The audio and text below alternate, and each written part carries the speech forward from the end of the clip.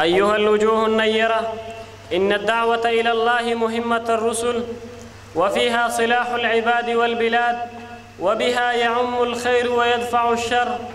فاللهم اجعلنا مفاتيحا للخير ومغاليقا للشر، هداة مهتدين صالحين مصلحين، غير ضالين مضلين برحمتك يا أرحم الراحمين. أيها الحفل السعيد، فبكل معاني الشكر الجزيل وبأطيب الكلمات وأعذبها نقدم من أعماق قلوبنا بجميع ضيوفنا الأفاضل، وأخص منهم الشيخ نصير أحمد والشيخ عبد الحميد والدكتور عطاء الرحمن، فجزاهم الله خير الجزاء. أيها الجمع الكريم، ما أجمل الحياة حينما تكون على أسس تربوية من كلمات أبوية على الحب محمولة، وبالود مكمونة، وبالعطف مسحوبة، ولأولياء الأمور مشاركة بكلمة توجيه ومقالة نصح. كلمة الضيف يقدمها الوالد العطوف غلام لا رحمة، فليتقدم على بركة الله. السلام عليكم ورحمة الله وبركاته. إن الحمد لله نحمده ونستعينه ونستغفره ونعوذ بالله من شرور أنفسنا ومن سيئات أعمالنا، من يهده الله فلا مضل له ومن يضلل فلا هادي له، وأشهد أن لا إله إلا الله وحده لا شريك له، وأشهد أن محمدا عبده ورسوله. أما بعد، فإن خير الكلام كلام الله، وخير الهدي هدي محمد صلى الله عليه وسلم، وشر الأمور محدثاتها، وكل محدثة بدعة، وكل بدعة ضلالة، وكل ضلالة في النار. أعوذ بالله من الشيطان الرجيم. ولنبلونكم بشيء من الخوف والجوع ونقص من الأموال والأنفس والثمرات وبشر الصابرين الذين إذا أصابتهم مصيبة قالوا إنا لله وإنا إليه راجعون. المادرانو او محترم ورونو، هرچیز ما اراده می الله ته معلومه ده، اراده می نه و چې زه خبرې وکړم یا قسم کولای. او بیا دا طالبانو خبره چې امر فوق الادب دی، ما ورونو امر وکړي، ځکه امر د اطاعت په خاطر باندې زه راغلم. ډېرې خبرې نشم کولای، خو لنډه خبره به دا وکړم چې هر شی په دنیا کې هغه یو خاصیت لري. اور دی سوځولې خاصیت دی، اوبه دي لمدولې خاصیت دی، غوړي دي غوړولې خاصیت دی. دا چې د هر شي لپاره یو خاصیت وي، دین دپاره هم یو خصوصیت شته. موږ باید د دین د خصوصیت نه غافل او نه خبر او غیر متوجه نه شو.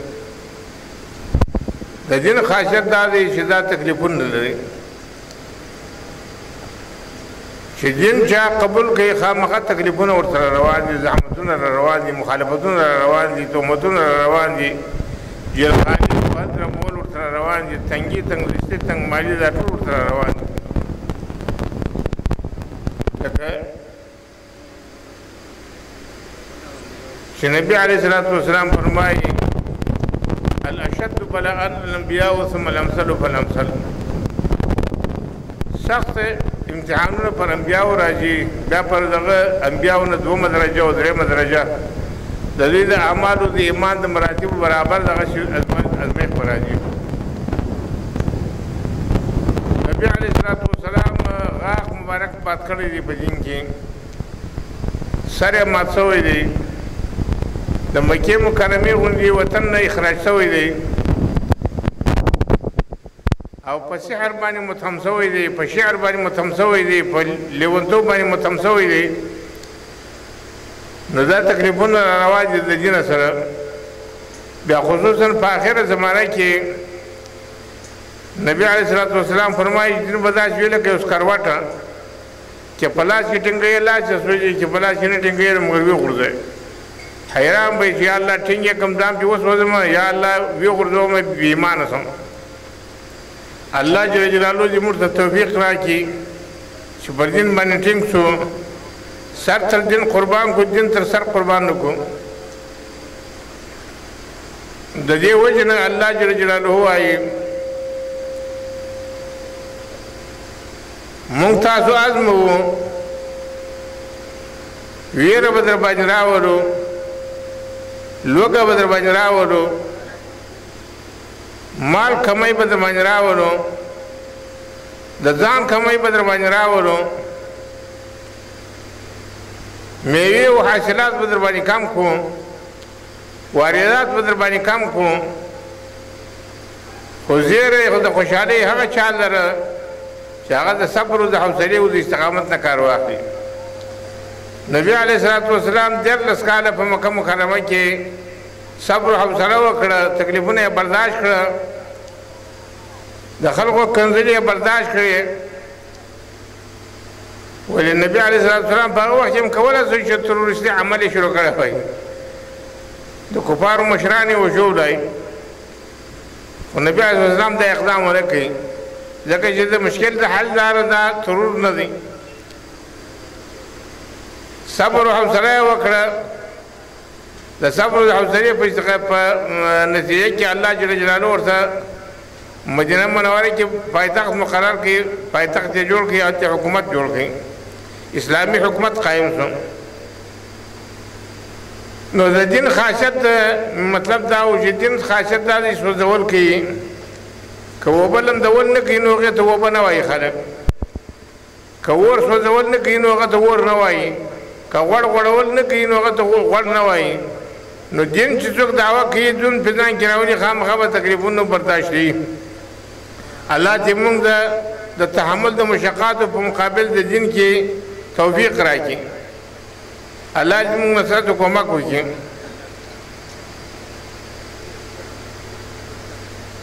الله جل جلاله وایي چې مصیبت تر ورسېدی نو دا سوچ وکړه چې د مصیبت لوی اخر نه نتیجه هغه مرګ دی لوی مصیبت مرګ دی فاصابتکم مصیبت الموت او د مرګ داسې یو مصیبت دی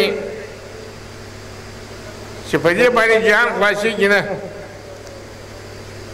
دنیا خلاصېږي نه بلکې دا اصول دی الله ته خپل محبوب ته خپل خالق سره یو ځای کېدل دي ملاوېدل دي نو په خوله باندې باید موږ دا چغه وکړو چې انا لله و انا الیه راجعون موږ الله لره وو الله له ورتلونکي یو په دې مصیبتو موږ خفه نه یو ځکه چې دنیا دارالمحن والبلا ده د دین په وجه باندې که موږ ته مصیبت را رسېږي نو موږ د دې دارالمحن والبلا نه دارالآخرت ته دارالآخرت ته نږدې کېږو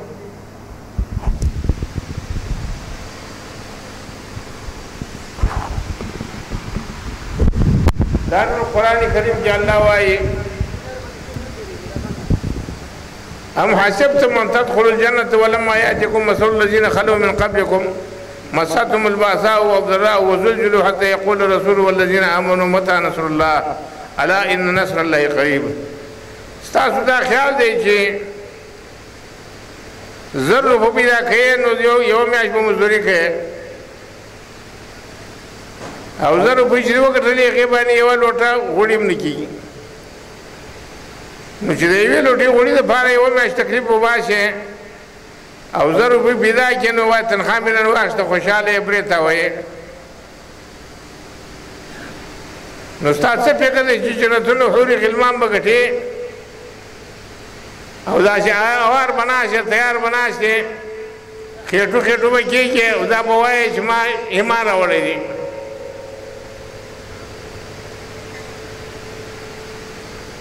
د ایمان د آخرت نه ثمرات او حاصلات نتایج دا مسانه نه حاصلېږي ایا تاسو ګمان کوئ چې تاسو به جنت ته په خالي دې خبره باندې زه مسلمان یم جنت ته روان یم دا خبره غلطه ده. خالي ایمان دعوی باندې جنت ته نشي تلای.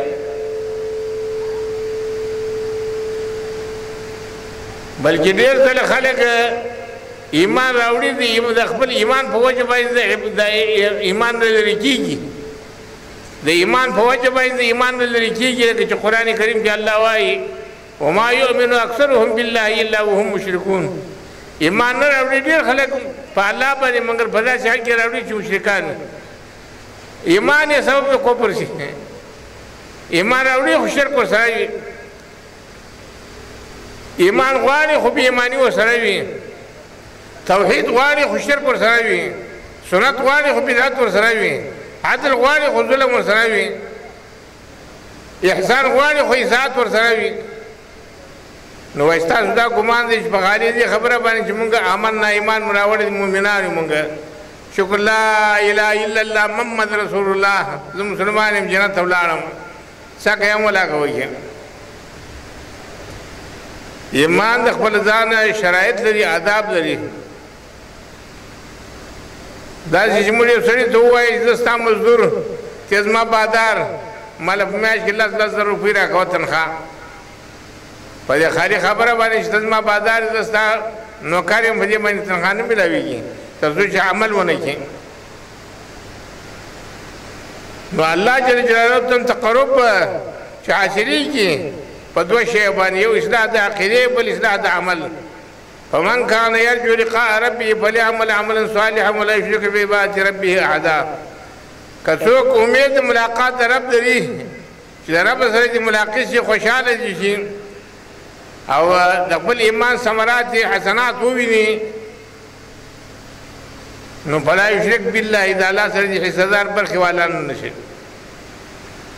موږ خو نفسونه د الله سره شریکان کړي دي، مالونه مو د الله سره شریکان کړي دي، اولادونه مو د الله سره شریکان کړي دي، خپل کرسۍ مو د الله سره شریکه کړې ده، خپل عزت مو د الله سره شریک کړی دی. الیاذ بالله. وایي فلا یشرک بالله شیئا، د الله سره به هېڅ شی، نه نبي نه ولی نه ملک نه انسان نه پیری، نه پیر نه فقیر نه ملنګ نه صاحبزاده نه خواجه نه حضرت، نه مړی نه ژوندی، نه نبي نه ولی نه ملک، هېڅوک به د الله سره حصهدار او برخې والا نه ګرځي. دا یو شرط. دوم شرط یې هغه دا دی چې ویعمل عملا صالحا، عمل به صالح کوي، عمل به په نقشې د رسول الله صلی الله علیه وسلم برابر وي. که 8,000 رکعات لمونځونه وکړي خو پر سنت د پیغمبر برابر نه وي، دا غیر مقبول دي، فهو رد. من عمل عملا ليس عليه امرنا فهو رد.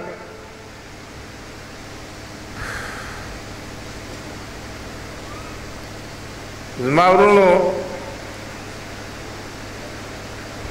زړه مې غواړي چې تر سبا ماښام در سره وغږېږم، خو وخت او وضع موافقه نه کوي را سره. ستړی شم، خبره رانه هېره شي. خبره بیا لنډومه، ختموم یې. دنیا کې د مشرکانو عقیده دا وه چې یو سړي به تکلیف ورسېدی نو دوی بولي چې دا پر غلطه دی، ناحقه دی. ځکه که ناحقه نه وای نو ولې په دې مصیبت اخته کېدی؟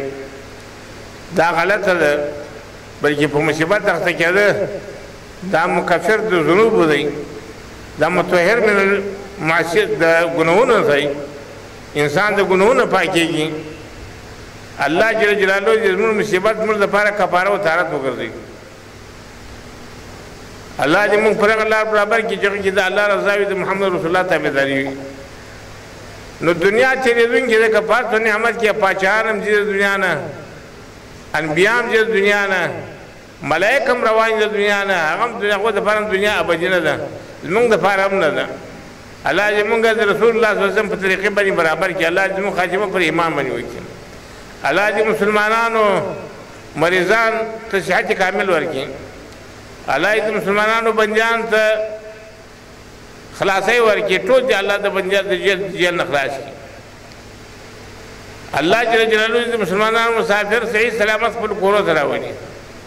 اقول قولي هذا واستغفر الله لي ولكم. استغفروا من ذنوبكم.